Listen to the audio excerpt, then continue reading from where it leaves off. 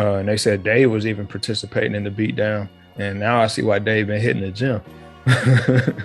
Dave said, I've been waiting for a moment like this where you motherfuckers try and test me, man. And I just think it's interesting. I don't see it as anything too dynamic. I think it's a weird time we live in now because this ain't really something new in terms of like what comedians getting rushed on stage. There's a lot of videos in small clubs where different comedians who aren't as big as Chris Rock or Dave Chappelle get rushed. And dudes throwing bar stools at comedians and all this other shit because of jokes. But because now it's happening on a more visible level, is the conversation is being had as to like how far is too far for certain people, because I've never heard a joke that offended me. You know what I'm saying? But that's just me. I can't use myself as the measuring stick for what is or isn't acceptable language or behavior when it comes to comedy, because I just love comedy. You know what I'm saying? I love the thought. But at some point,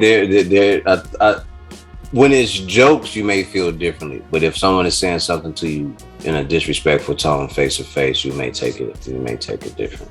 Absolutely. But I think that when a person is holding a microphone and they're on stage, and that's their job, then it's all bets are off, dog. They got a job to do. Just take the jokes on the chin and then have that conversation later. You know what I'm saying? If you're able to. Or yeah.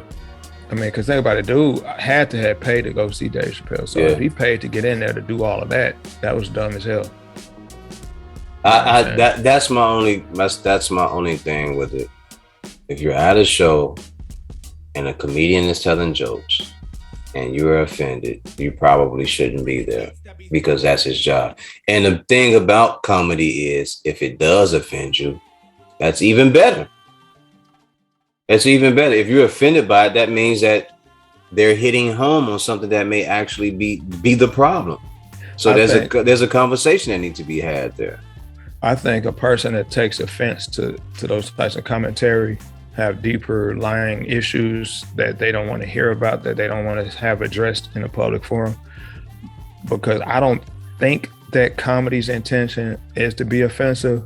I think that it can be. I think that there are comedians who are purposefully offending people because that's their shtick, that's their thing. They go out and they just say mean shit or say some real dark shit just to kind of get a laugh at somebody else's expense, which, I mean, it's nothing new. You had your Andrew Dice Clays, you had your Sam Kinnisons, you had all of these different comedians who had kind of like said some dark things, but a lot of it had something to it. It was something attached to it. It wasn't like a malicious attack.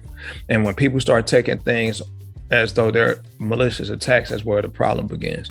Because me going to comedy shows, like when I would hear the jokes, whether it was a European comic or whoever, Latino, I would just sit there and laugh. And if I didn't find it funny, I didn't find it funny. Like if it's not funny to me, it's not funny to me. But there are other people in here laughing, so it resonates with somebody. But I never felt like, yo, that shit hurt me deeply, you know, to the point where I need to get up and go strike a comedian for doing his job. Now, if I can tell or sense that you're being disrespectful and you're trying to use jokes to do it, then okay, I may get a little uncomfortable, and I'm not gonna say nothing, but I may be uncomfortable about it. But for the most part, you're a comedian. That's your job. Your job is to tell jokes. That's what you get paid for. I think that what's happening is we're witnessing the full effect of political manipulation and social media in real time. Yeah.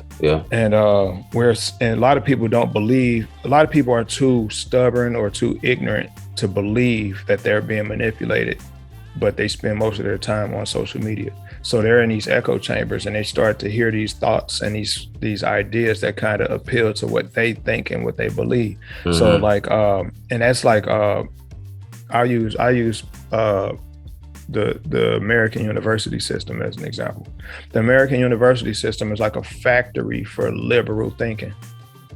You know what I'm saying? Like before kids ever go to college, they don't have a lot of liberal ideas. They have